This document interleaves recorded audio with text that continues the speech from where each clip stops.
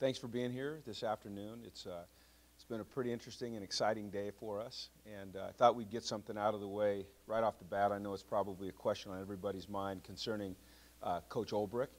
And let me just tell you what has transpired. Dan Quinn, who is a very good friend of mine, actually hired him into the National Football League when I was the defensive coordinator of the San Francisco 49ers, was introduced yesterday as the head coach of the Atlanta Falcons.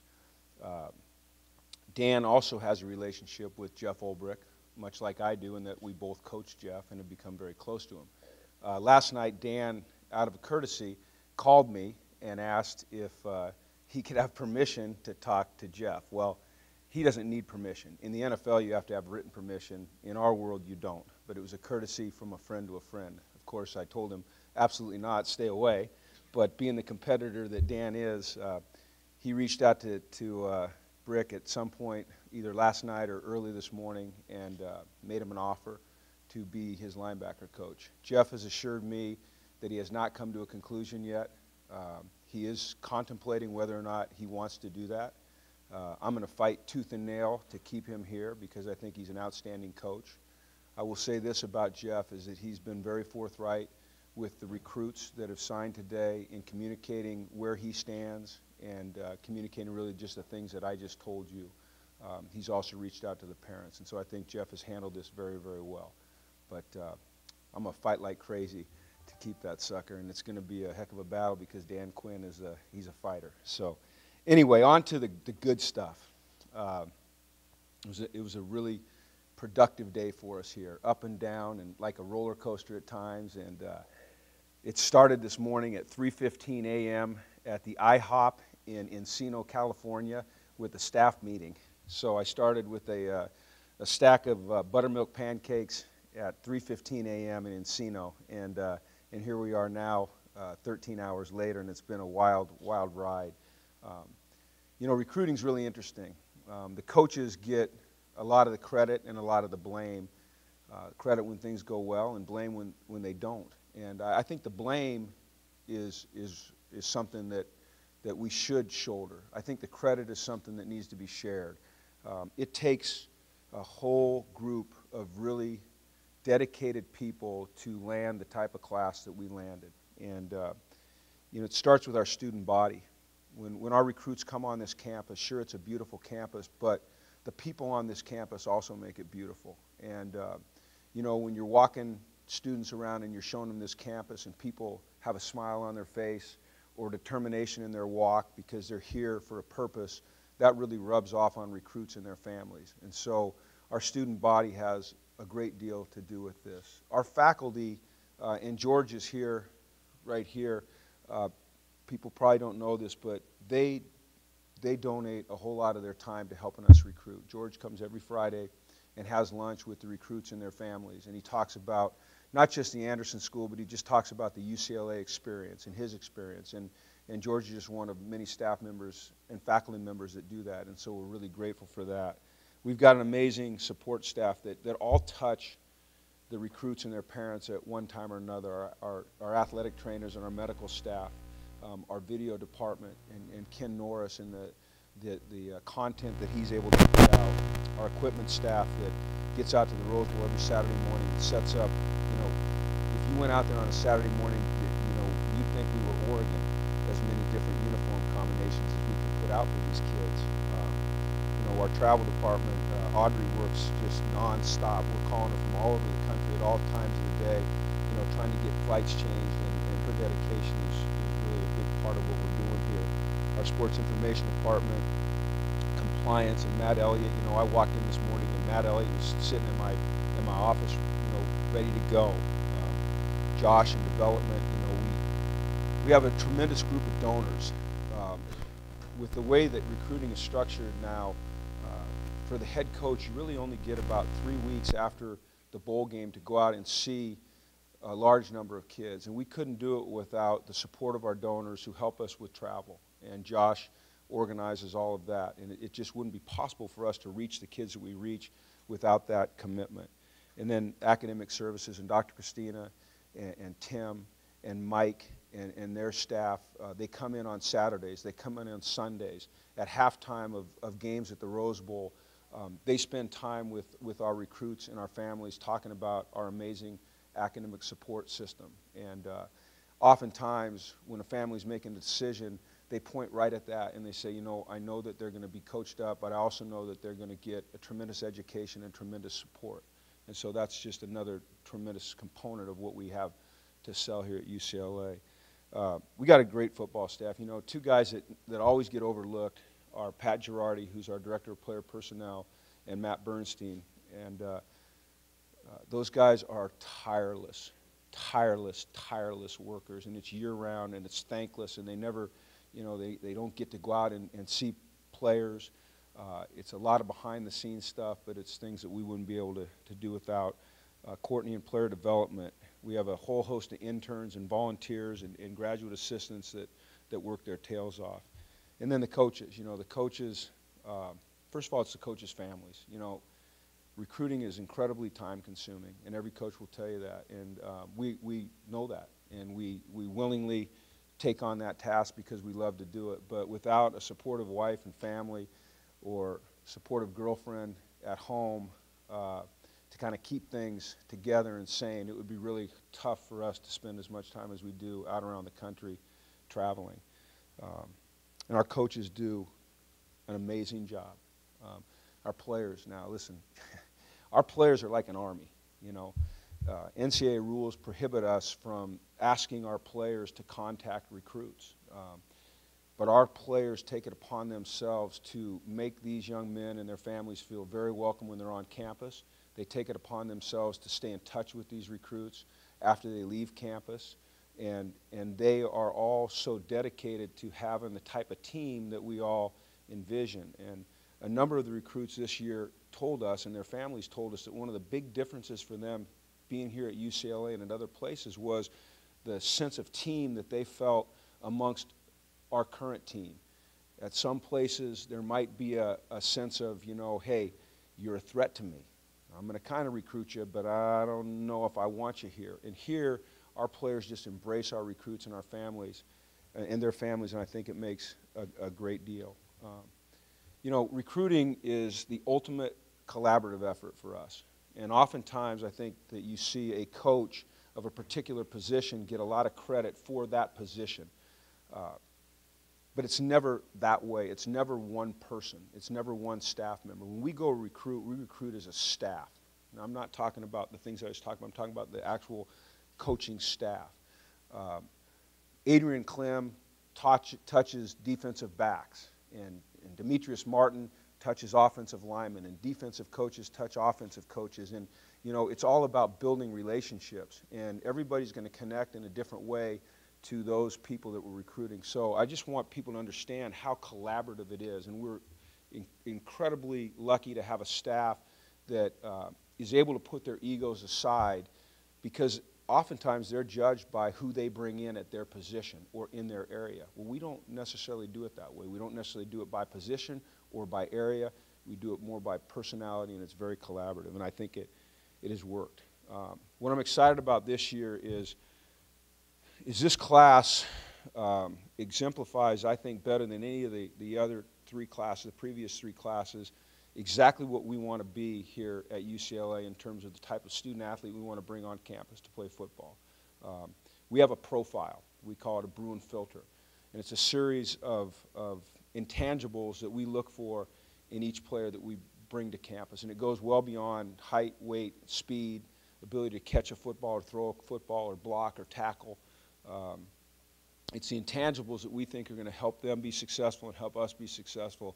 And what I'm really proud of is this year we held as true to our profile as I've ever been involved with, and that includes in the NFL in drafts. And because of that, I feel really good about the young people that we're bringing onto our squad. I think we filled needs. I think we added a tremendous amount of talent to the offensive side of the ball.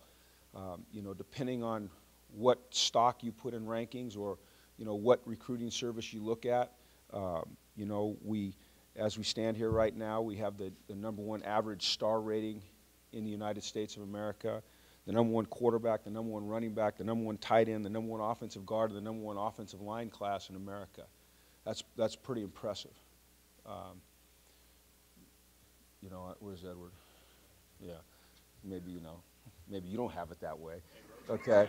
But but you know, defensively, we did well. You know, our linebacking group is right now the number 4 linebacking group and the number 6 defensive back group. If there's a position where I'm sure every Bruin fan that's watching this is concerned, it's the defensive line, and I have those same concerns.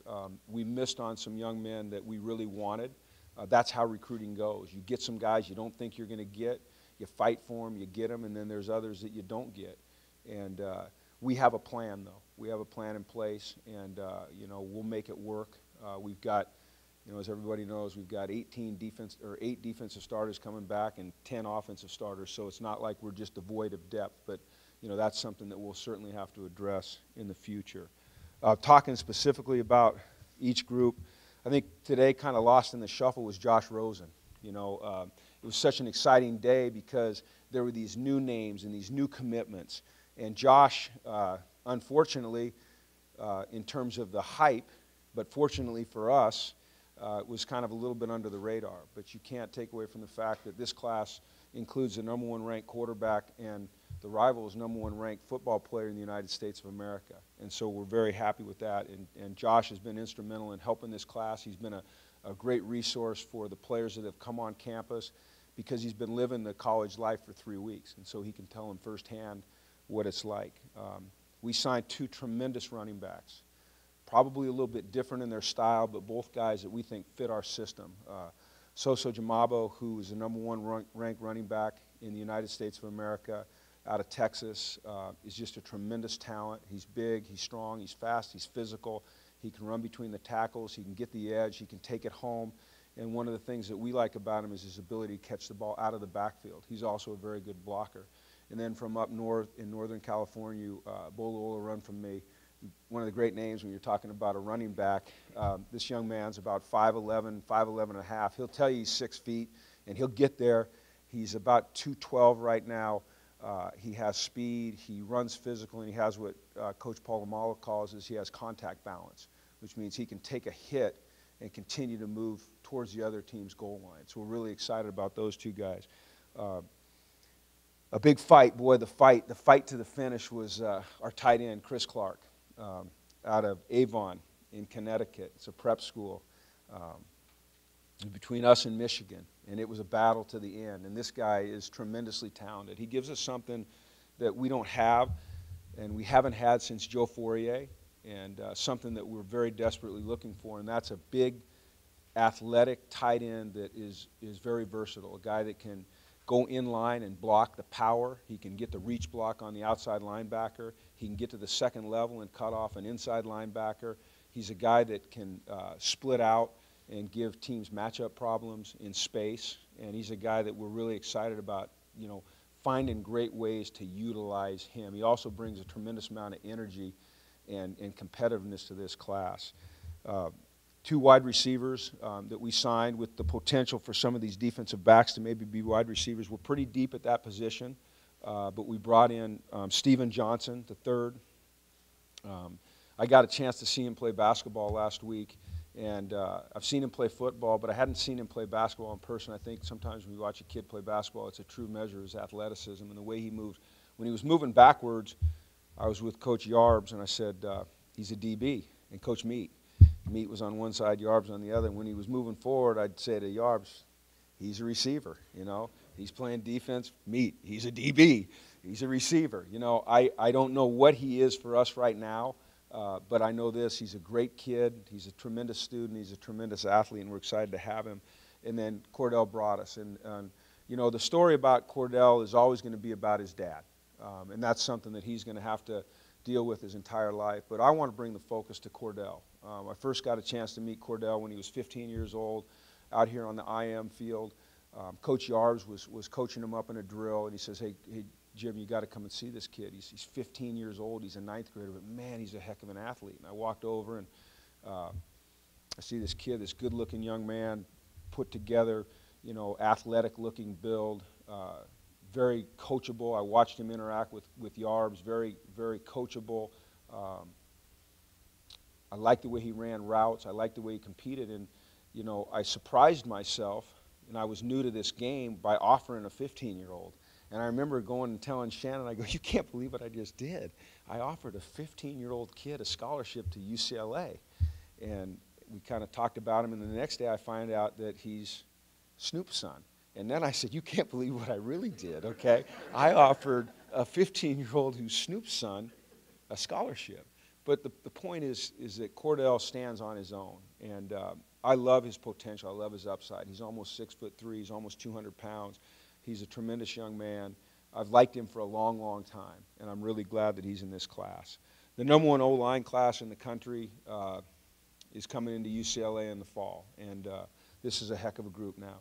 One of our objectives as a football team is to get bigger up front, particularly on the offensive line, and not sloppy, but bigger, more mass. And we added mass in this class. Zach Bateman, who's been on campus now, is a junior college guy, is 6'7", 3, whatever, big, massive guy, very athletic.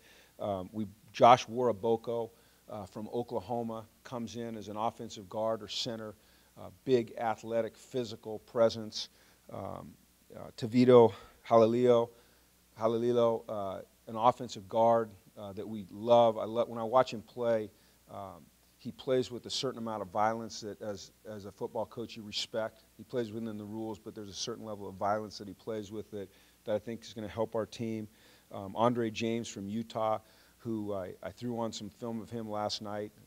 Obviously I didn't have much time to sleep because I was meeting those guys at 3:15 at the IHOP, but and watched him again, and just his athleticism in space and the way he can move his body for being a close to 300-pounder is pretty amazing. And then the #1 offensive center in the country, Fred Uluperi from St. Louis High School in Honolulu, who's we had him in camp this summer, and he won the award for the Bruin Big Man Award or whatever we call it. The award he won, in my eyes, was just the scholarship that we offered him that day, and he really stood out. So that's a great offensive line group. Defensively, I think we really helped ourselves in the secondary. I think one of the things that we had to do is add size at the corner position. I like a bigger, longer corner. I like to play bump and run. I think in the college game, because they're a little bit more lenient than the NFL game with regards to putting your hands on guys, and the pass interference rule is different than the NFL, lends itself to a little more bump and run. And so bringing in Deshaun Holiday, who's a tremendous, tremendous corner, is something that's really going to help us be able to play we want to play. Bringing in Colin Samuel from Long Beach Poly is going to help us be able to play the way we want to play. Bringing in Octavius Spencer, who's a guy that maybe fits along the lines of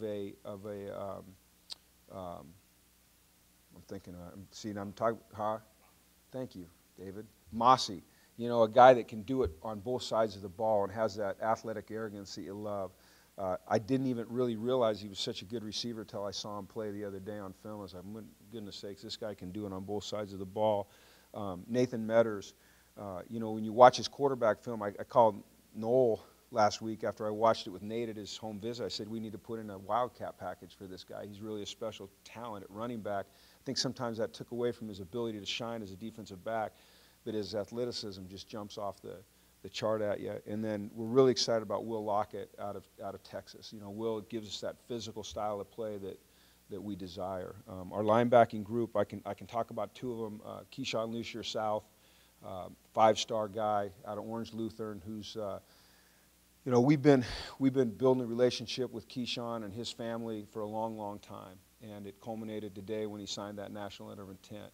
I had the opportunity to go watch him play basketball last Wednesday night, and this is a 6'5", 220-pound guy right now during basketball season that moved so artfully. It was incredible to watch. A couple of dunks, just really an athletic guy, and I think that he brings that presence off the edge that you have to have in your pass rush if you want to be successful in the Pac-12 style of football. And then Joshua Woods, this kid just turned 17 the other day. And I think that if he had been allowed to play his junior year, he would have been one of, if not the top 2 or 3 ranked linebackers in the country. I think he's got that much ability. He's very, very young. He's also got a weighted 4.3 GPA. So his academics are equally as important to him as being a great football player. So we're excited about him. And as I said, you know, I'm not disappointed in Wade. I'm excited about Rick Wade. I think that he gives us length. He comes from a winning program. He's excited to be a Bruin. He's going to grow into that body and become, you know, a big, good-looking kid. And we're really excited to have him added to our defensive line group. But that being said, you know, that is the area right now that would concern me, and I'm sure concerns everybody out there listening. So I'm sure I've answered all. I hope I've answered all your questions. I don't know what else I could say. My goal was to talk long enough that you guys all quit, but I'm sure that right there, my man Chris is going to have a great question for me. So, anyway. Do you expect to add anyone else to this class at this point? I hope so. I hope so. You know, I'm obviously not allowed to talk about those who have not yet sent their NLIs in, but you know, I'm confident. I'm hopeful that, you know, we'll be able to talk about some more players down the line. A year ago, you guys had a little tougher day on signing day. Did you learn something from that helped this year, or was it just kind of how things fell? You know, I think it's how things fell. You know, there'll be people out there, you know, I've heard the rumors where they stopped recruiting in the summer. Let me tell you something, okay?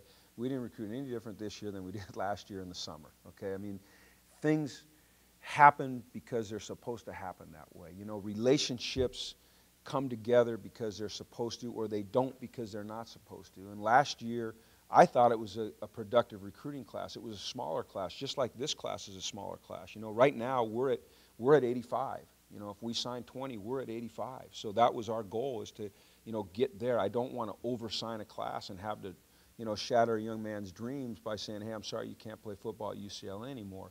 But this class, I think, Chris, it had a little bit more oomph because on national TV, guys were pulling out UCLA hats. And I'm not going to lie to you, that feels pretty good. You know, when on national TV there's an Ohio State hat and a UCLA hat and a Michigan hat, and they pick up that beautiful UCLA hat and put it on. It feels pretty good. The first year you were here, I mean, there was such a need everywhere. Yeah. Has that changed in the recruiting as you've gone along, where you can be more focused on certain spots, or is it still just the same approach? I think to a certain extent you can focus a little bit more, and I think that's because we know our team better. But there's always variables that you can't foresee. You know, guys get hurt. You know, other things transpire that change the dynamics of your team. But you know, we are, like I said, we're going to try to be as selective as we can and be as rigid as we can in bringing players in that fit our profile, both as character, you know, personal character guys, football character guys, and then level of ability. And you know, we're at a place now because of some of the success that we've had on the field where we're able to draw the attention of, I think, a broader and more talented base of players. Maybe not in respect to any specific recruit, but have you given Coach Olbricht any kind of timeline for what you want to have a decision by? We haven't got there yet. You know, today was so busy. You know, Jeff and I are incredibly close, as everybody knows, and I don't want to see him leave. But he's a man, you know, and he has to do what's right for him and his family. I hope, like I said, that he stays here, and I'm going to fight to keep him here. But I'm not ready to put that pressure on him yet. You know, the fact that he has been in contact with the recruits, to me, is the right way to handle it, and he's handled it the right way, and we'll see where it goes from here. Well, it's not a distraction to the bottom line of getting that recruit for this tiny veto. I don't know that I can even talk about that. You know, I could talk in general. It's never a good time to lose a good football coach and a good man, a really good man. But you know, what you learn in this business is it's very fluid. You know, very, very fluid. And when you've got good people, which we have here, we have very, very good people. There's going to be people that come and try to get them from you, and it's a compliment in a way. You know, I didn't tell Dan that. You know, I told Dan to quit pilfering my guys, but that's the business in the world we live in. Was there some concern that when you didn't tell those recruits that some of these guys would decide not to sign? No, because really the process was kind of down the road before it became really a topic, you know. And the timing of it was such that, you know, when it did become something that became, you know, maybe a little more real than just a concept or a guy calling me and say, I want to talk to one of your guys, then, you know, I think Jeff did the right thing and he reached out to these kids. And I think Jeff will be the first guy to tell you that it's not about the coaches here. And that's one of the great things is that our players play for each other. They're truly a brotherhood. They play for this university and the student body. They understand the importance of the opportunity to get an education at UCLA and the networking that will provide and the future that it will provide for them and their families and the generations of their families. And so we don't want to make it about one coach because a coach can leave, but we want to create a culture where kids want to come into this culture, and I think that's what we're seeing happen. Did you ask Dan that you have to wait a couple days? Well, yeah, of course I did, but you know, just like every coach, there's friendship and there's business, and you know, he's got to do what he's got to do to have success with, you know, what he's trying to build at Atlanta. And I understand. I've been this way, you know, a long, long time, and I understand it. Doesn't mean I'm happy about it, but I understand it. From the beginning to now, since you've been here, how much do you feel the difference of maybe not ease of recruiting, but the success of the program? You feel it now within that process? Recruiting's a gut grind. I mean, it's not easy. It's hard. I mean, it doesn't matter who you are. It is hard. I mean, it's demanding. And like I mentioned earlier, we have so many people that are involved with it, and it takes everybody with the same level of commitment to get it done. But, you know, having national exposure, having success, those are certainly things that open eyes of good football players. You know, if it's the right type of kid, the kind of kid that UCLA wants, then they're interested in football and they're interested in education. They want that balance. They're interested in the social aspect, you know. We're looking for those balanced kids, and certainly we want them to be great football players. But I just think winning provides you a larger platform to expose your brand to the country. How different was the mood in The war room. We were at the IHOP. No. The war room suite at the IHOP. Yeah. How different was the mood than it was last year? I know last year you said it wasn't necessarily great fun throughout the whole process.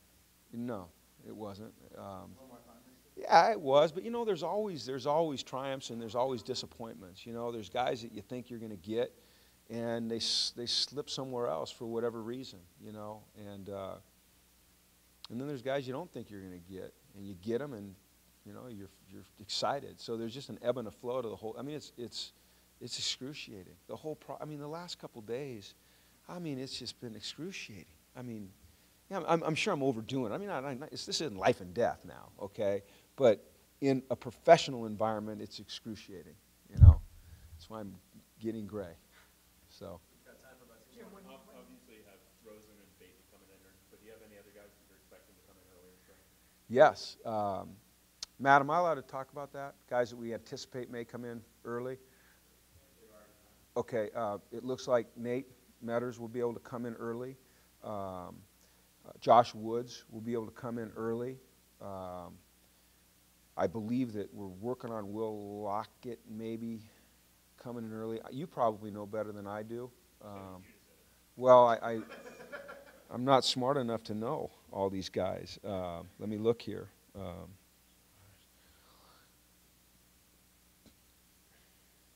Well, there's one that maybe could, but we don't know. So we'll see. Yeah.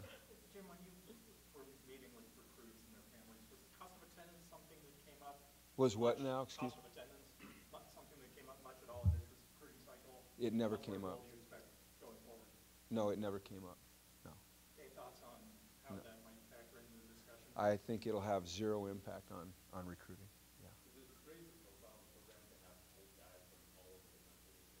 It does. It absolutely does, because now all of a sudden people in different parts of the country that are connected to those young men, either personally or just through association, start watching more UCLA football. But it also makes it hard. it's hard to recruit the whole country. But I think that, you know, I wrote it down here. Well, I didn't write it down. I thought I wrote it down. I think we signed 19 or 20 players from, I think, 8 different states. You know, so that's stressful, but I think in order to be the type of program that we want to be and have the type of success that we're trying to attain, that you know, we have to be willing to go far and wide and cast a wide net and try to get the best players in the country, even if it means a fight. You know, and we got in some battles, and we won our share and we lost our share. Jim, should we expect a return of your Twitter account anytime soon? I have a Twitter account. It's a private account, and I just use it for recruiting. All right, thanks, guys. Okay, thank you.